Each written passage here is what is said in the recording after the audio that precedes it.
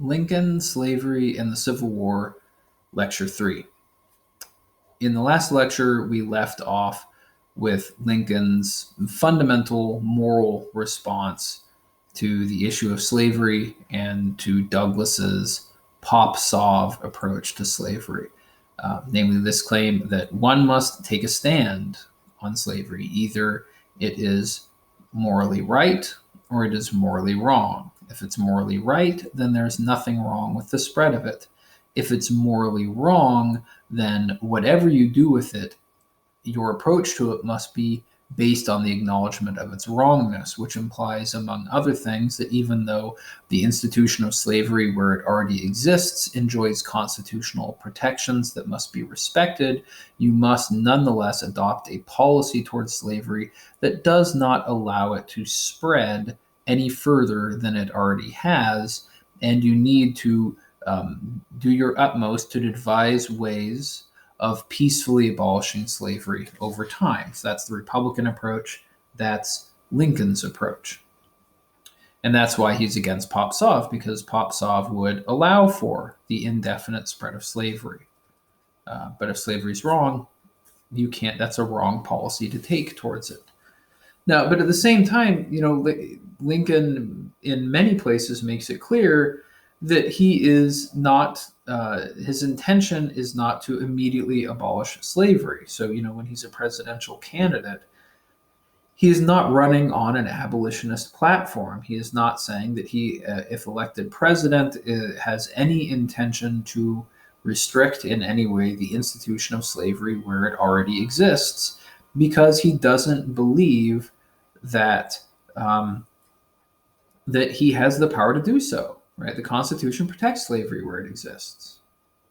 Now, this comes up in his first inaugural, right? So, as you might know, the race of 1860 is a fragmented one. There are really sort of like four different presidential candidates that year because of the way that the slavery controversy had kind of blown up and mixed up parties.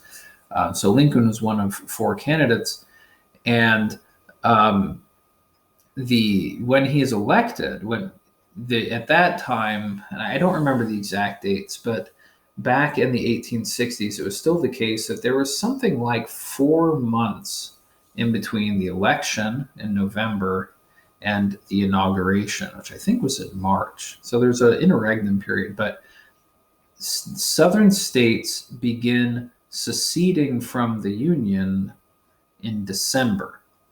So just a little over a month after the election, they start seceding. Even though Lincoln is at pains to reiterate that he has no intention to do anything to the institution of slavery where it already exists.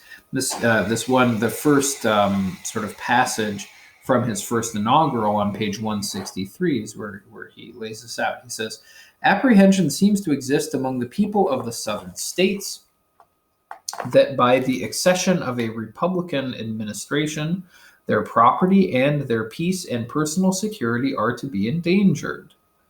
There has never been any reasonable cause for such apprehension. Indeed, the most ample evidence to the contrary has all the while existed and been open to their inspection. It is found in nearly all the published speeches of him who now addresses you. I do but quote from one of those speeches when I declare that, quote, I have no purpose, directly or indirectly, to interfere with the institution of slavery in the states where it exists. I believe I have no lawful right to do so, and I have no inclination to do so." So he makes it very clear that he's going to respect the protections that the institution of slavery has where it already exists. But again, he also makes it clear that he does not, to the utmost of his ability, he will, as president, try to prevent slavery from being adopted anywhere where it doesn't already exist. But, as I said, states start seceding. Now, sometimes you might hear people say that the Civil War wasn't really about slavery. Really, it was about states' rights or something like that. And so I just want to mention here that, before looking at the rest of what the Lincoln selections, that the Civil War really was about slavery, right? That sounds like a simple account, but it is actually the accurate one. Now, this is, I think, just a matter of historical fact. If you're going to say that the Civil War was about states' rights, well, yeah, but fundamentally it's about the right of states to have the institution of slavery, right? So the states' rights argument kind of reduces to the slavery argument. And there were a number of the states, not all the states, but a number of the states that secede from the Union and form the Confederacy actually published declarations, sort of like their own Declaration of Independence. They published statements explaining why they were seceding. And the published justifications for the secession, right, the ones published by the earliest seceding states, all invoke the need to protect slavery. Right, it's there. You can look at it, like South Carolina, ones like that, and you can go back in the historical record and you can see that the main issue for them was they were seceding because they did not believe that the institution of slavery would be secure in the Union under a Republican administration. They stood for states' rights because they wanted to defend the institution of slavery, much more so than the other way around. Now, there's actually there's a one-volume, it's several decades old now, but there's a one-volume history of the Civil War that's really good. It's called Battle Cry of Freedom. The author's name is McPherson, and he has a good discussion of this, where McPherson describes Southern secession as what he calls a preemptive counter-revolution, while the South was at the peak of its power. Now, what he means by that is, according to McPherson, who's a historian, Southern leadership thought that the status quo was moving against them, that the United States in general was moving in an anti-slavery direction. They saw the tide turning against slavery, and they believed that if things continued as they had been continuing, that in fact the South would only grow weaker over time and less able to defend its interests in the institution of slavery.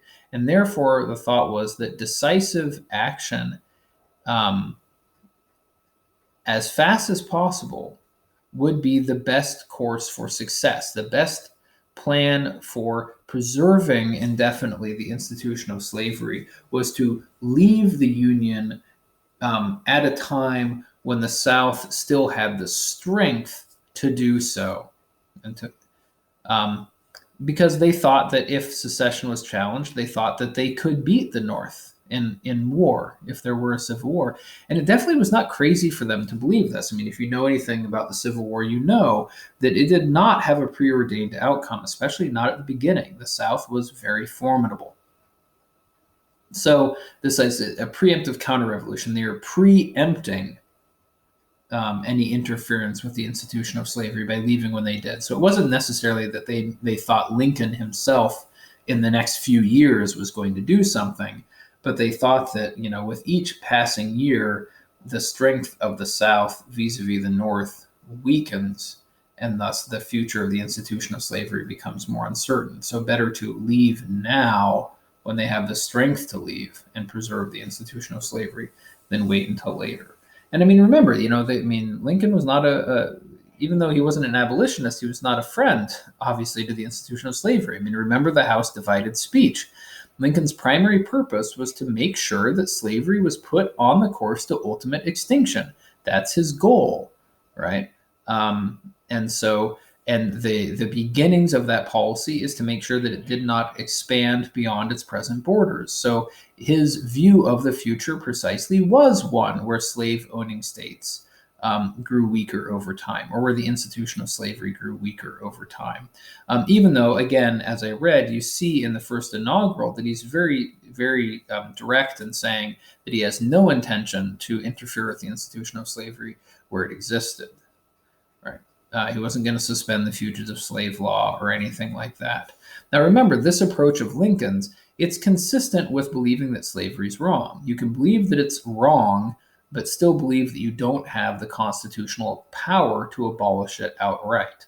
But he did believe that the federal government had the right to demand that future territories and states be free, not have slavery. That's what makes him contrary to Douglas.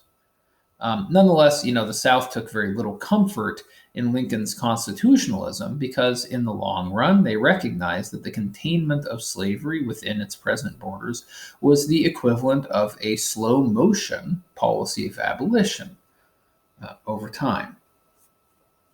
Okay, so the South secedes. And in his first inaugural address, Lincoln criticizes secession on a few grounds that are interesting and worth paying attention to. So Lincoln believed that the South's threat to secede was unconstitutional and also just disastrously unwise. He points out at the bottom of page 163, the top of page 164, that secession makes for a bad precedent. The sort of idea that the majority of the nation is moving away from what we want. Therefore, we're going to threaten to leave unless we get what we want. Right? That's what secession comes down to.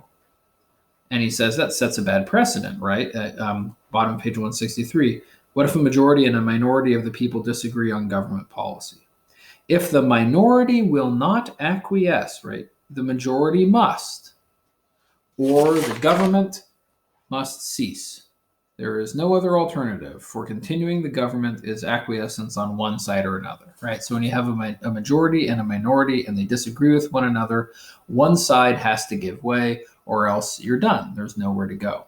So either the minority acquiesces to the majority view or the majority has to acquiesce to a minority view. And then as he says, if a minority in such case will secede, that is leave, rather than acquiesce, they make a precedent which in turn will divide and ruin them, for a minority of their own will secede from them whenever a majority refuses to be controlled by such minority. Right? For instance, why may not any portion of a new confederacy a year or two hence arbitrarily secede again, precisely as portions of the present union now claim to secede from it? In other words, secession is a bad approach to policy. Right? If you Confederate states secede from the Union because you're not getting your way, what's to stop Georgia from threatening to secede from the Confederacy a year from now if it doesn't get its way? Now, his other criticism of secession is that it violates the rightful majority rule by keeping the majority more or less hostage to the minority's threat to secede if they do not get their way. And this is the second full paragraph on page 164. Plainly, the central idea of secession is the essence of anarchy. A majority held in restraint by constitutional checks and limitations, and always changing easily with deliberate changes of popular opinion and sentiments, is the only true sovereign of a free people. Whoever rejects it does of necessity fly to anarchy or to despotism. Unanimity is impossible. The rule of a minority as a permanent arrangement is wholly inadmissible. That's like aristocracy. So that, rejecting the majority principle, anarchy or despotism in some form is all that's left. So in other words,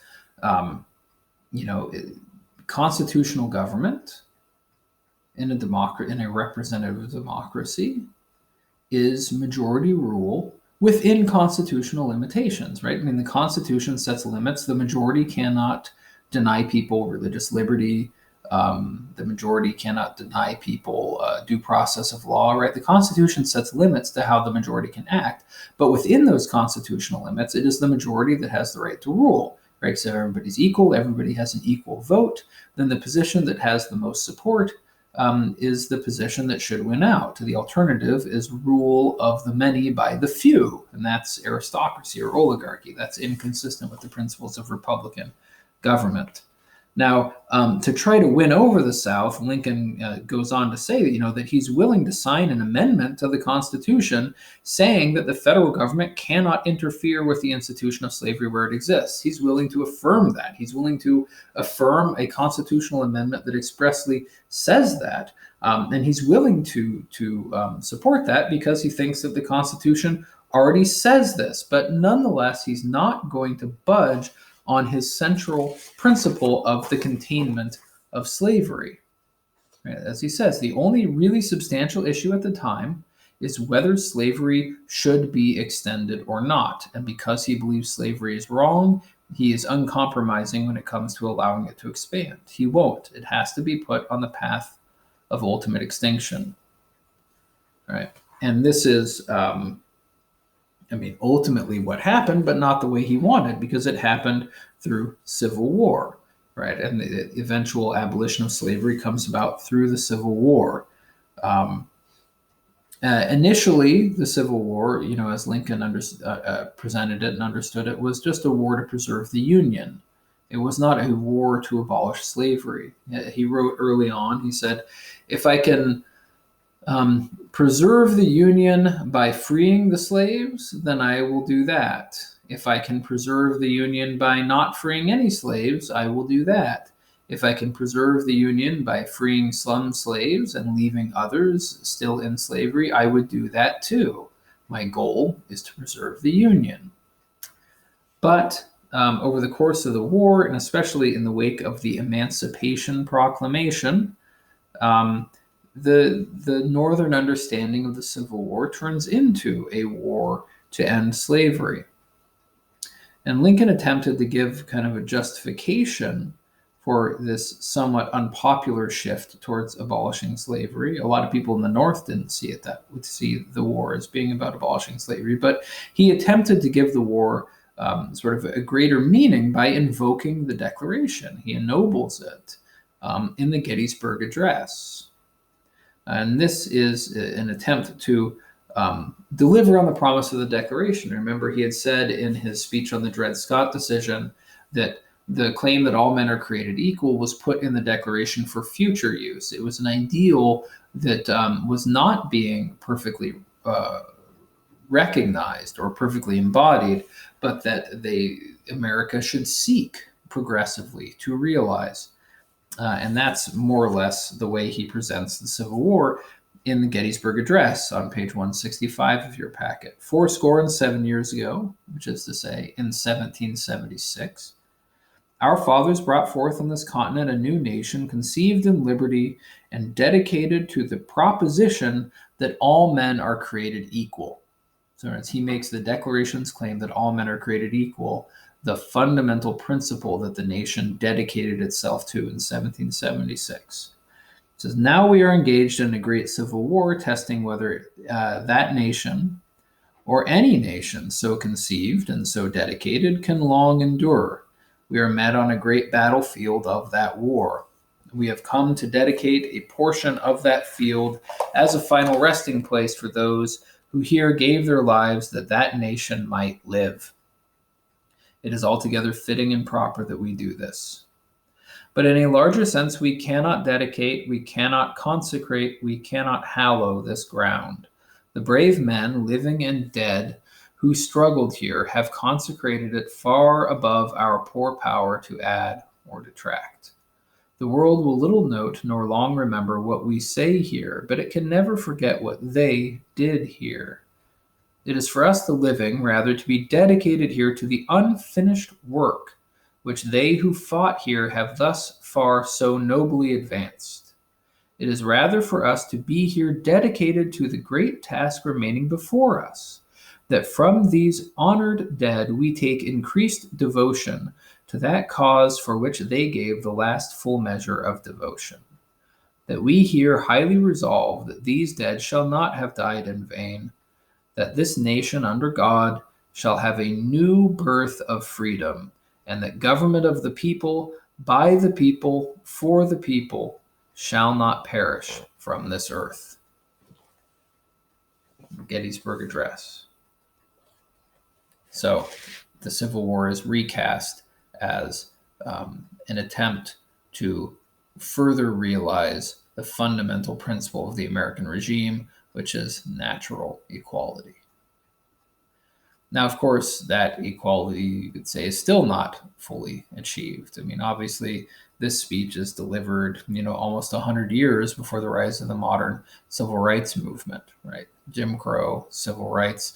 But Lincoln ensured, I think, that the founders' understanding of the Equality Clause won out, and that the Declaration was seen as the moral basis of the Constitution, that human equality is the moral basis of the American regime. So Lincoln's primary service in the Gettysburg Address is to reaffirm that the Declaration and the Constitution belong together, and that the Constitution is founded ultimately upon the principles of the Declaration, which affirm that every human being has a natural right to life, liberty, and the pursuit of happiness. Something that people such as Tawney and Dred Scott or Douglas, or in a different way, Calhoun, all tried to deny. All those other people tried to deny that the principle of equal natural rights was somehow fundamentally and properly at the core of the American regime. Lincoln, on the other hand, I think correctly invoked the founders' understanding of the Declaration and correctly put it at the heart of the American nation.